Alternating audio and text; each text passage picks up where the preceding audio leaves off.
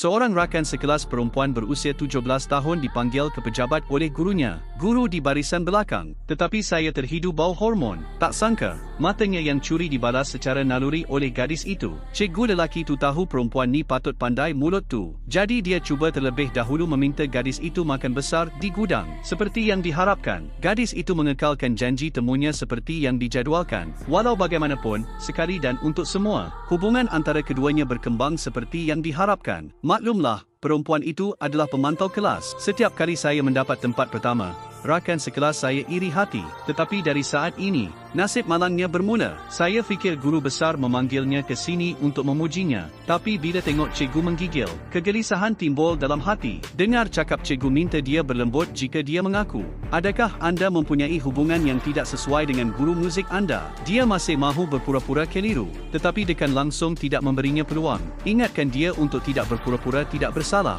Tingkah laku berleluasa anda telah ditemui oleh orang dari Biro Pendidikan. Perkara ini tidak boleh dihadam secara dalaman langsung. Guru itu sangat ketakutan sehingga bibirnya terketar-ketar. Langsung menyatakan pendiriannya adalah jenaka dan menggoda. Saya juga mangsa. Sebaik sahaja perkataan ini keluar, you mau sedikit tidak berpuas hati. Tanya cikgu on the spot kenapa dia berbohong. Cikgu suruh mengelak dia macam anjing gila. Orang dewasa bercakap, bukan giliran anda untuk mencelah. You mau sangat tidak berdaya. Anda tahu ibunya pekak bisu. Ayah saya baru sahaja mengusahakan kedai jahit. Rupa-rupanya sesuatu berlaku kepada anak perempuan saya. Mereka tidak mempunyai hak untuk membantu anak perempuan mereka menyelesaikan masalah. Seperti yang dijangka, dia dibuang sekolah kerana godaan. Si ayah ingin mengelakkan anak perempuannya digosipkan lagi. Hantar anak perempuan saya ke bandar lain semalaman. Ibu terus memberi isyarat, biarkan dia makan dengan baik. Cuma jangan sakit. Semakin anak perempuan saya memikirkannya, semakin dia menjadi marah. Kenapa si bajingan itu tidak dipecat?